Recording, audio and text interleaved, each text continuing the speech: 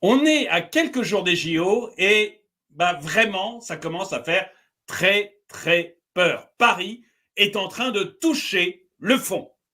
Bonjour, bienvenue dans cette nouvelle vidéo de DME en direct. Comme toujours, si vous n'êtes pas abonné, je vous suggère de le faire et de cliquer sur la cloche pour être prévenu lorsque je sors une nouvelle vidéo. Oui, on est à quelques jours des JO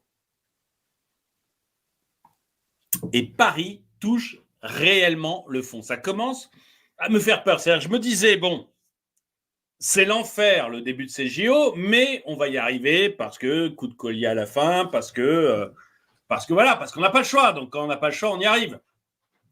Je suis de moins en moins sûr. Vous savez que j'ai vu, là, en me baladant sur Twitter, plusieurs choses qui m'ont intéressé.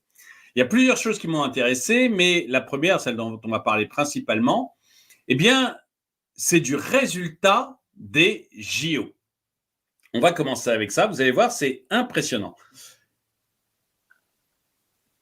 Jeux Olympiques, à moins de 10 jours de la cérémonie d'ouverture, encore 1,2 million de billets non vendus.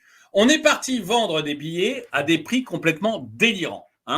Vous allez voir, il y a même des gens qui les ont achetés dès le début pour essayer de les revendre et de faire de l'argent dessus.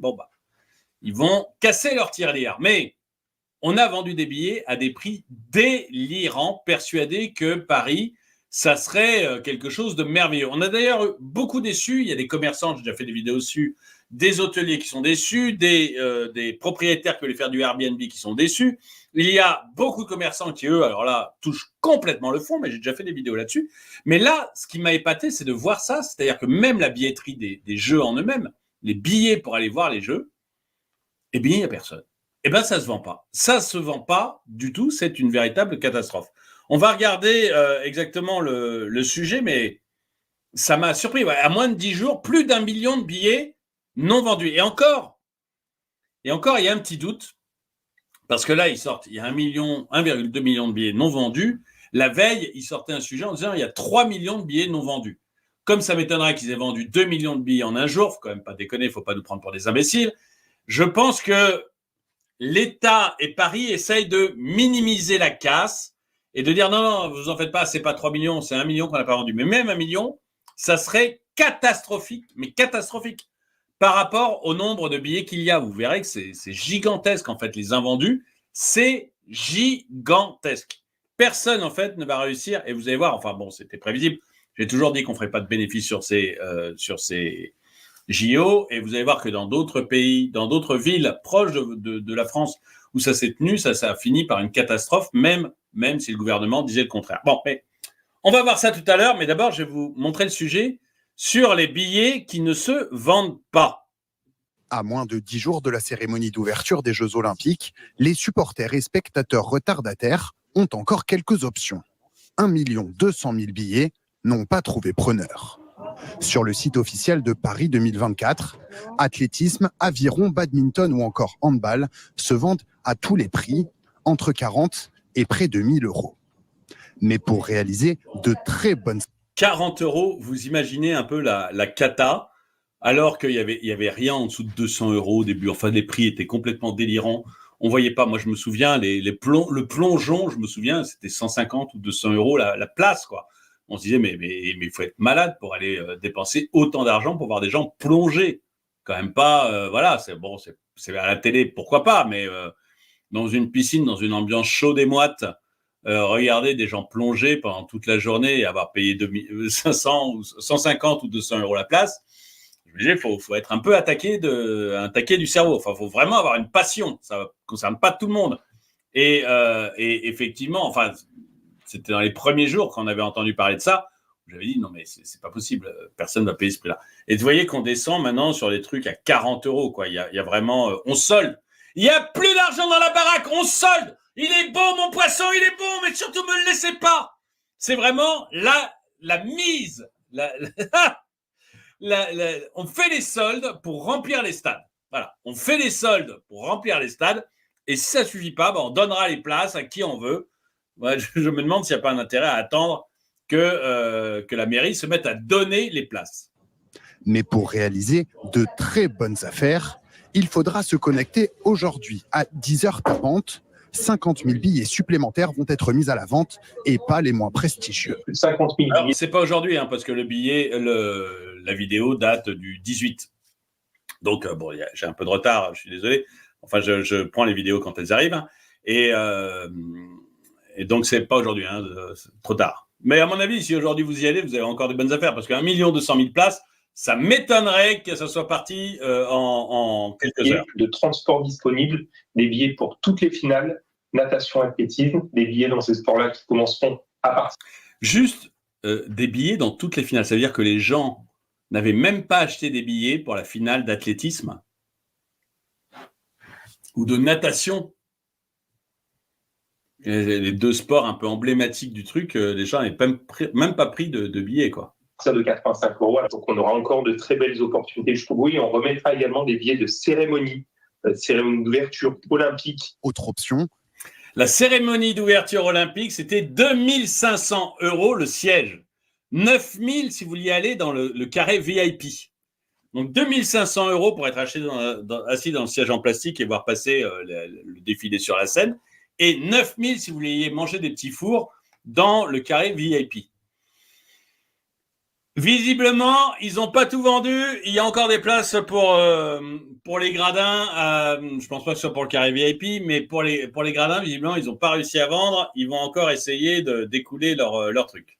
Le marché de la seconde main centralise toutes les places revendues par des particuliers, mais manque d'efficacité. Benjamin a acheté de nombreux tickets lors de l'ouverture de la billetterie. Aujourd'hui, il n'arrive pas à les revendre. Benjamin, c'est typiquement le gars qui s'est dit, bon, je vais gagner de l'argent sur le dos des autres. C'est-à-dire que moi, j'ai de la chance d'être parisien, donc je vais acheter le jour d'ouverture de la billetterie, je vais acheter un maximum de billets. Et derrière, je vais les revendre 2 fois ou 3 fois le prix. Bon, alors, c'est pas illégal. Maintenant, est-ce que c'est vraiment moral? Je sais pas. Mais bon, peu importe. Benjamin l'a fait. Eh bien, Benjamin, il se retrouve avec ses billets sur les bras et il n'arrive même pas à s'en débarrasser. Il me reste 6 places de boxe sur les bras que je n'ai pas réussi à revendre. Je pensais que ce serait plus simple à vendre, qu'il y aurait un plus fort engouement pour les jeux, mais visiblement, même à prix coûtant, il y a certaines places qui ne partent pas. Donc, il n'arrive même pas à revendre les jeux. Moi, ce qui m'intéressait, vous voyez, c'est de vous dire, on voit que les hôteliers, ils ne sont pas contents. On voit que les Airbnb, ils ne sont pas contents. On voit que les commerçants, ils ne font pas d'affaires et ils ne voient pas les clients arriver. Donc, c'était quelque chose qu'on ressentait. Mais là, vous voyez que même la billetterie officielle, il reste 1 200 000 billets sur les bras. Ils ne savent pas comment les vendre, même pour la cérémonie d'ouverture. Et on voit qu'en seconde main, Benjamin il nous dit il n'y a pas d'engouement, j'arrive même pas à revendre mes places à prix coûtant. Il n'arrive même pas à revendre ses places à prix coûtant. Franchement, je ne suis pas sûr que ces jeux, ça donne quelque chose de fantastique, quoi. J'ai vraiment l'impression que les jeux.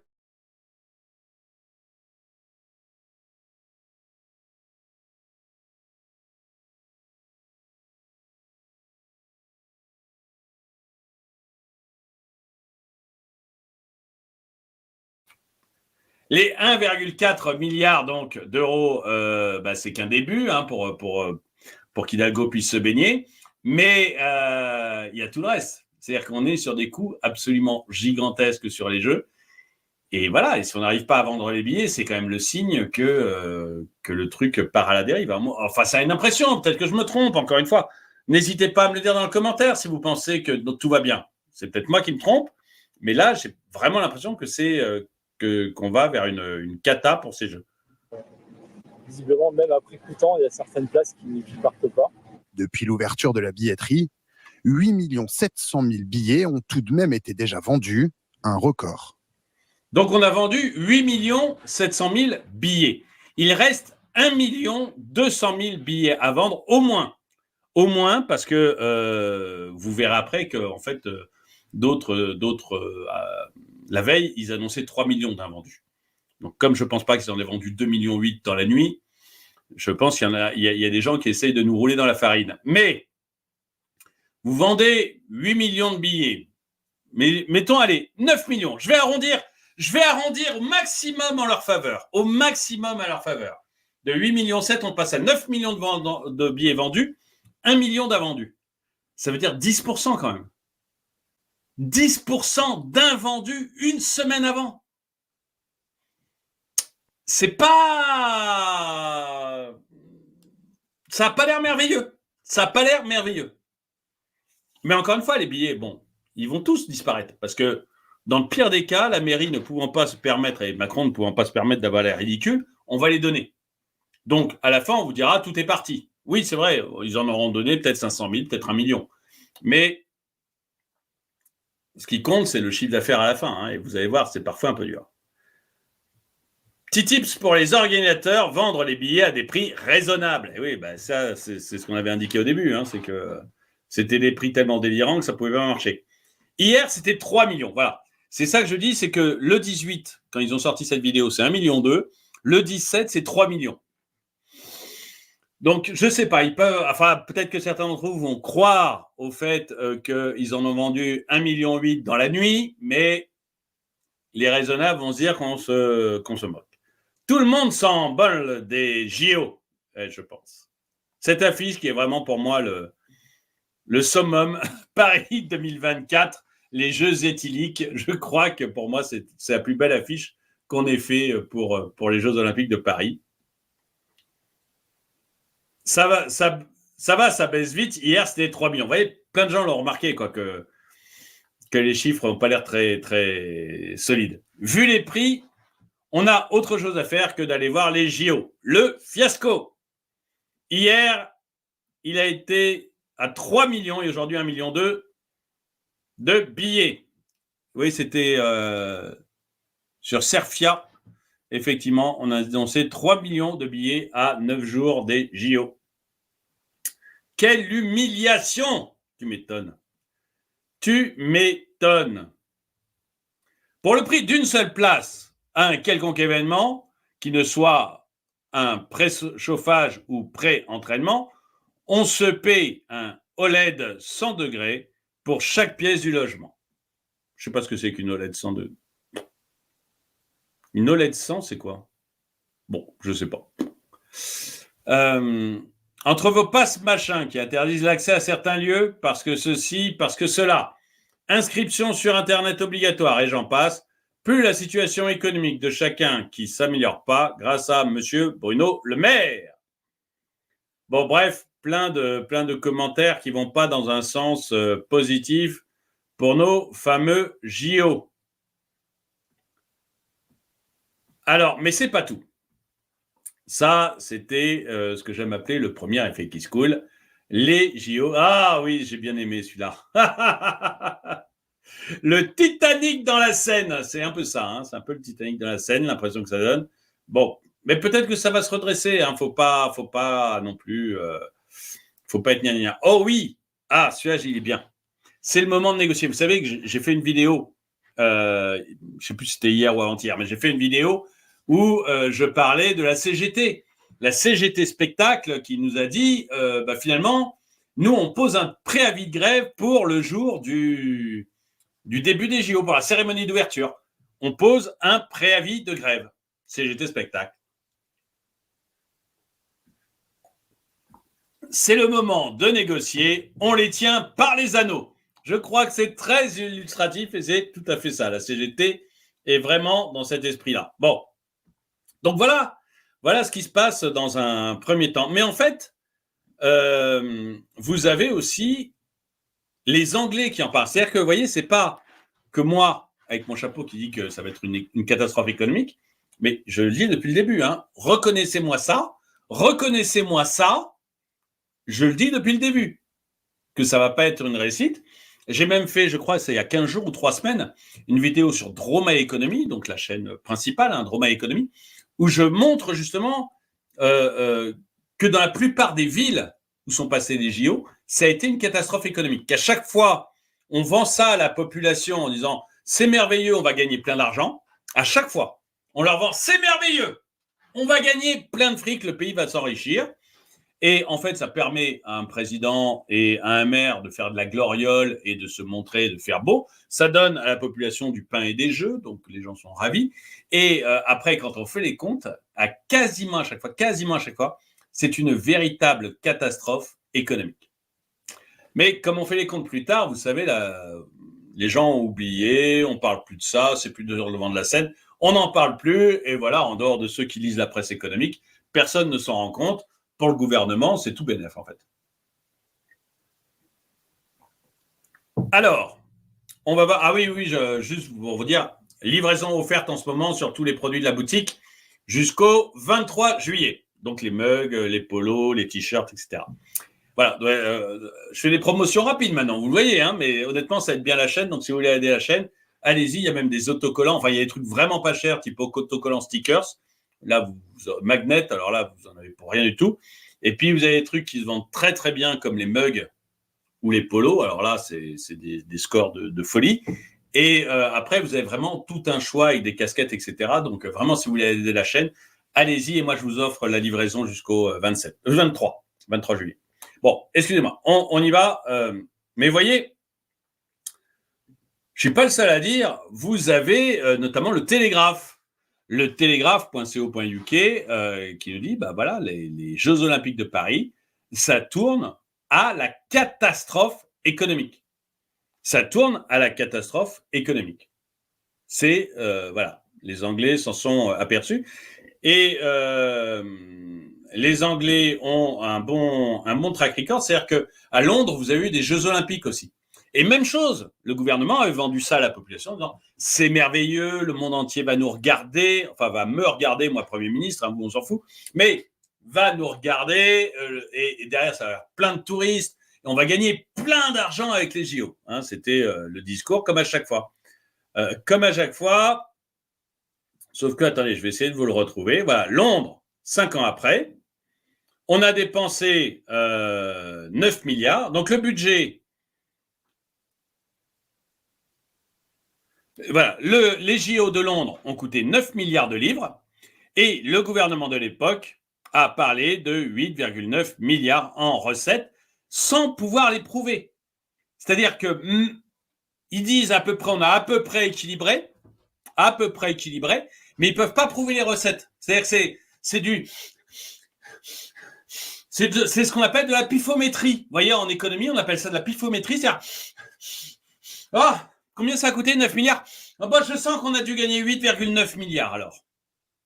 Donc on a équilibré. Je le ressens. Moi, chef du gouvernement, je le ressens. Et vous savez que Bruno Le Maire étant très très fort dans la pifométrie, il a d'ailleurs fait toute sa carrière là-dessus, Bruno Le Maire, visiblement, a dû... vous aurez aussi parlé de ça en vous disant que en pifométrie, il semble clair, mais alors très clair, que les JO ont été une réussite. Et donc, les JO de Londres, vous voyez, 5 ans après, du rêve à la dure réalité. Voilà. Il n'y a pas de doute, en fait. Hein, ça a toujours... voilà, c'est toujours une grosse catastrophe. Les JO, alors c'est pas... l'article date un peu, mais ça n'a pas d'importance. Mais on voit que les JO, en fait, ça ne rapporte jamais d'argent. On vous le vend comme ça, mais c'est pour que vous acceptiez parce que ça va vous coûter vachement cher. Et puis, c'est pénible de se balader avec un pass. Et puis, on a mis les Parisiens sous prison actuellement avec des grilles partout. Donc, ça fait suer tout le monde. Et du coup, pour que le président, je parle du président, alors chez nous, Macron, et on est d'accord, Anne Hidalgo, mais dans d'autres pays, d'autres présidents et d'autres maires, puissent faire les beaux devant les caméras et accueillir leurs copains, eh bien, on est prêt à tout et il faut bien vous faire accepter les choses.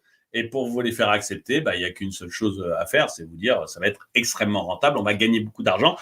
Peuple, tu vas t'en mettre plein les poches, crois-moi. Et à chaque fois, on se fait bananer. Donc voilà, les JO, ça touche le fond. Alors, il y avait deux autres choses que je voulais vous montrer très rapidement. Il y a pas, là, il y en a vraiment pour 1 minute, hein, mais je trouvais ça intéressant quand même de vous les montrer. Vous savez, j'ai fait une vidéo sur le racket qui est en train de s'organiser sur Paris 2024. Vous savez, la voie où les voitures n'ont pas le droit d'aller. Hein, Paris 2024, donc c'est des voies qui sont réservées aux convois liés aux Jeux Olympiques. Donc, les voitures n'ont pas le droit d'y aller. Si vous y allez, c'est 135 €. Et j'ai fait une vidéo sur un véritable racket qui s'est installé, puisque à certaines sorties du périph', il n'y a aucune voie où vous avez le droit d'aller.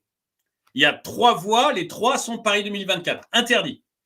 Et en une journée, ils avaient réussi à mettre 400 amendes. 400 hein, en une journée. L'amende à 135 € parce qu'il n'y avait même pas eu de journée de grâce, c'est-à-dire de journée pédagogique où on vous explique, non mais, ok, vous avez toujours, pour aller travailler, vous êtes toujours sorti par là pour aller au boulot, mais maintenant c'est fini. Pendant les JO, c'est interdit, monsieur. Là, non. Là, c'est, écoute, oui, tu as l'habitude de sortir par là, mais maintenant, la voie, elle est réservée à Anne Hidalgo et aux gens à cocarde, donc c'est 135 €. Immédiatement. Ça a été un véritable bonheur. Mais regardez, je rappelle que les JO n'ont pas démarré.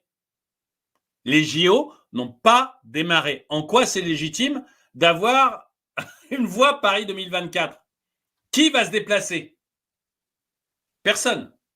Donc vous avez le bon peuple qui est prié d'attendre sur les voies de droite là et de faire 2-3 heures de queue supplémentaires pour que personne ne passe en priorité sur la voie Paris 2024. Et même quand il y aura les JO, j'ai bien aimé la remarque de c'est qui ? Vous avez bu Didier, mais j'ai bien aimé sa remarque. Tout ça pour qu'un Slovaque spécialiste du javelot arrive à l'heure pour confirmer sa 34e place devant 500 connards qui auront raqué 2000 balles la place et que la responsable snacking de la fan zone Coca puisse arriver en taxi en évitant les gueux qui nettoient ses chiottes. Bon, le langage est un peu imagé, mais au moins il est clair. Et c'est vraiment ce qu'on ressent quand on s'envoie ça. Voilà, donc là, vous allez avoir sur la... Vous avez tous les gens qui travaillent, en fait, qui financent ce Paris 2024 qui va être une catastrophe, hein, tous ceux qui payent par leurs impôts. Non, eux, ils vont pas aller voir. Ah non, ils n'ont pas le droit. Eux, ils sont dans des petites cages, hein, derrière des palissades, et ils n'ont pas le droit d'aller le voir. Ça, c'est interdit. Interdit. Eux, il faut qu'ils aillent travailler pour rapporter des impôts, pour rapporter des taxes, pour que Emmanuel Macron, la maire de Paris, Anne Hidalgo, et leurs invités puissent voir. Voilà, ça plus les riches. Et donc, eux, ils font la queue et vous allez effectivement avoir un athlète spécialiste du javelot qui va arriver 34e et qui va pouvoir arriver très rapidement à son événement. Donc, c'est merveilleux. Plus, effectivement, la responsable de Coca, les gens comme ça, ils vont voir passer leur accès VIP. Et toi, t'es bon qu'à payer, mon gueux. Commence pas à nous casser les pieds. Donc ça, c'est la première chose. Bon, je ne vais pas faire une vidéo dessus, mais c'était la première chose que je voulais vous montrer. La deuxième chose, vous savez que pendant les JO, il y a eu des expulsions. Parce qu'on ne peut quand même pas montrer les pauvres. Il ne faut pas exagérer non plus. OK, la France, en temps normal, vous avez des gens qui dorment par terre, mais on ne peut quand même pas montrer ça pendant les JO. Donc, on les a priés de bien vouloir s'écarter un peu. Et il y a des endroits où ils n'ont plus le droit d'aller. On a construit des fortifications. Enfin, on les a d'abord complètement virés. La police les a complètement virés. Preuve qu'on sait le faire quand on veut. Et on a mis d'énormes blocs de béton pour éviter qu'ils viennent se réinstaller. Donc, voilà. Mais ces gens-là, il faut bien qu'ils aillent quelque part. Parce que c'est pas parce qu'on les a délogés qu'on les a relogés. Il faut quand même pas déconner non plus. On est la France. On n'a pas les moyens. On a les moyens d'accueillir le monde entier, mais on n'a pas les moyens d'alloger le monde entier. Il ne faut pas déconner. Donc, on ne les a pas logés, et ils sont à Châteaurouge. Et regardez comme la physionomie de Châteaurouge a changé d'après les habitants.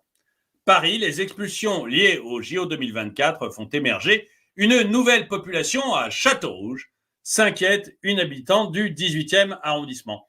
Et c'est très pittoresque, vous voyez, vous avez envie, quand vous sortez de chez vous, d'être un peu comme ça dans une cour des miracles avec un mec qui est en train de se mettre à poil en plein milieu de la rue.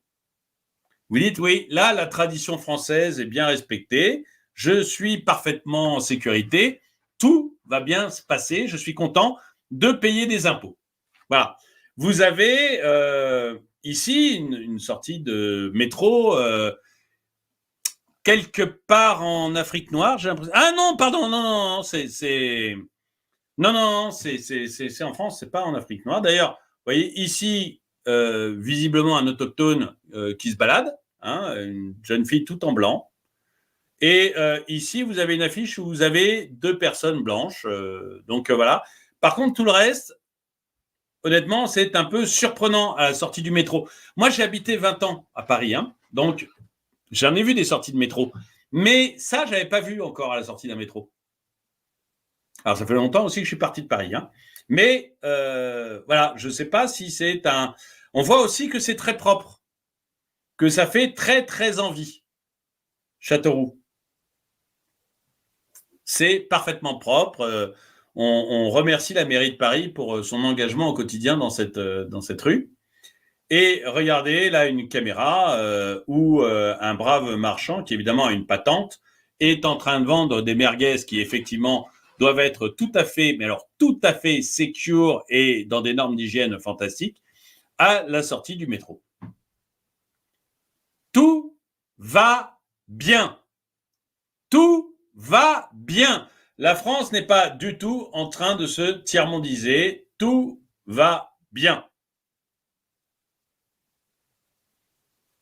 Écoutez, voilà. Je ne sais pas ce que vous en pensez. Mais entre des jeux qui vont nous coûter la peau des fesses et qui ne semblent pas du tout marcher en termes de recettes, en termes de gens qui viennent les voir, entre une élite qui prend le peuple de France pour des esclaves en se réservant des voix pour elle et ses amis et en laissant les pauvres gueux qui travaillent faire 2 heures de voiture supplémentaire peut-être dans les bouchons pour arriver au boulot, en déplaçant les pauvres, on ne va pas les aider, on va juste les déplacer, mais en déplaçant les pauvres pour faire de Paris quelque chose qui est, j'irais pour le moins surprenant. Hein, je suis, bon là, ça, il y a des gens qui vont peut-être aimer, qui vont dire, si, c'est tout à fait normal. Moi, je suis désolé, peu importe la couleur de peau des gens qui sont là, mais parce qu'ils seraient blancs, ça serait la même remarque. Qu'est-ce qu'on fout à vendre de la nourriture sur des cartons à la sortie du métro? Est-ce que vous n'avez pas l'impression que c'est le tiers-monde quand on fait ça? Est-ce que vous avez l'impression que c'est digne?